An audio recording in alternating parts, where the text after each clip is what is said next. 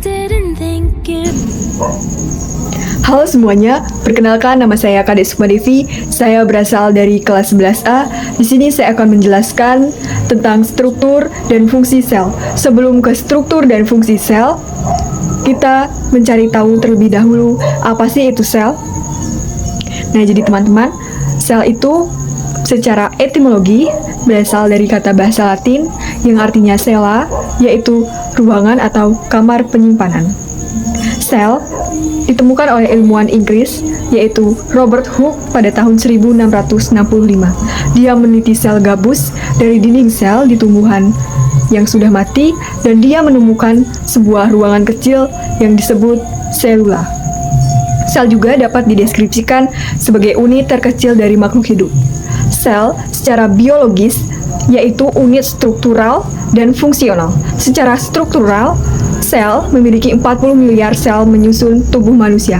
Secara fungsional, sel merupakan fungsi kehidupan. Nah, setelah tahu apa sih itu sel, sekarang kita lanjut ke struktur dan fungsi sel. Untuk mengkaji komponen organel sel dan fungsinya, ahli sitologi melakukan pendekatan biokimiawi yang disebut fraksionasi sel untuk mengisolasi komponen-komponen sel yang ukurannya berbeda. Sel memiliki bentuk dan organel yang berbeda bentuk, ukuran, struktur, dan juga fungsinya.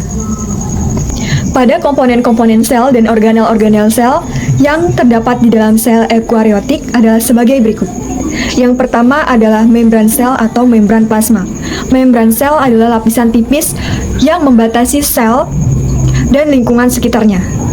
Membran sel bersifat sektrial permeable dan semi-permeable, yang artinya hanya dilewati oleh ion, molekul, dan senyawa-senyawa tertentu. Pada sel hewan dan manusia, membran sel terletak di luar, sedangkan pada sel tumbuhan, membran sel disekelilingi oleh dinding sel. Membran plasma terdiri dari bahan lipid, fosfolipid, protein, dan karbohidrat. Satu unit fosfolipid terdiri dari senyawa-senyawa sebagai berikut. Yang pertama adalah fosfat. Fosfat ini di bagian kepala membran sel yang bersifat hidrofilik atau suka air. Yang kedua adalah asam lemak di bagian ekor pada di dalamnya yang bersifat hidrofobik, yang artinya tidak suka air. Pada membran terdapat dua protein, yaitu protein integral yang tertanam pada bilayer fosfolipid yang terletak di sisi luar dan dalam, yang bersifat hidrofilik dan hidrofobik.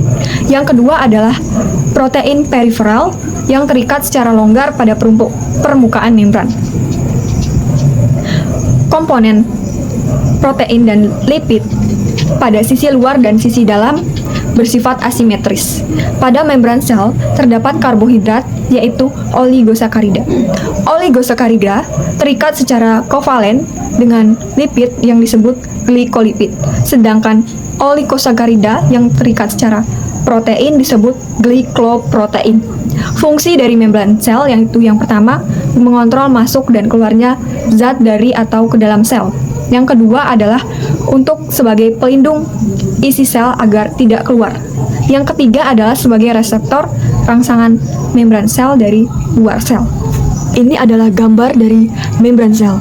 Yang pertama adalah glikolipid, yang kedua adalah rantai makanan, yang ketiga adalah protein globular, yang keempat adalah glikoprotein, yang kelima adalah lapisan ganda fosfolipid, yang keenam adalah protein transmembran, yang ketujuh adalah protein peripelar, yang kedelapan adalah kolesterol, yang kesembilan adalah kanal protein, ke-10 protein integral, 11 polar, dan yang terakhir adalah non-polar.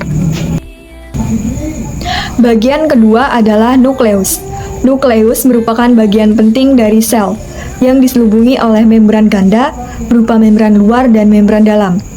Membran inti tersusun dari lipid dan protein yang di sekeliling inti. Terdapat pori-pori untuk masuk dan keluarnya molekul dari nukleus. Pada bibir pori, membran luar dan membran dalam tampak menyatu. Di dalam nukleus terdapat nukleus, plasma, plasma inti, anak inti, nukleolus, dan materi-materi genetik berupa benang-benang kromatin. Saat sel akan membelah, benang-benang kromatin ini akan memendek dan menebal, yang disebut kromosom. Pada nukleus atau nukleolus, anak inti ini berbentuk bola, berwarna pekat, dan menempel pada kromatin. Nukleolus jumlahnya bervariasi, bisa melebihi 2 atau lebih, yang berfungsi untuk mensintesis komponen ribosom. Fungsi dari nukleus yang pertama adalah untuk mengendalikan proses metabolisme sel, yang kedua adalah untuk tempat penggandaan sel, yang ketiga. Nah, untuk gambar nukleus adalah sebagai berikut. Jadi, yang di sini yang pertama itu adalah porinukleus, yang kedua adalah nukleus, yang ketiga adalah sisterna, yang keempat adalah nukleolus, yang kelima adalah kromatin, yang keenam adalah membran nukleus. Yang ketiga adalah sitoplasma. Sitoplasma merupakan cairan sel yang terdapat di dalam sel, di luar inti sel, dan organel sel. Sel sitoplasma ini berbentuk cairan koloid homogen yang jernih, serta mengandung ion, garam, dan molekul-molekul organik. Fungsi dari sitoplasma ini adalah untuk tempat organel sel dan sitoskeleton, tempat untuk menyimpan molekul-molekul organik,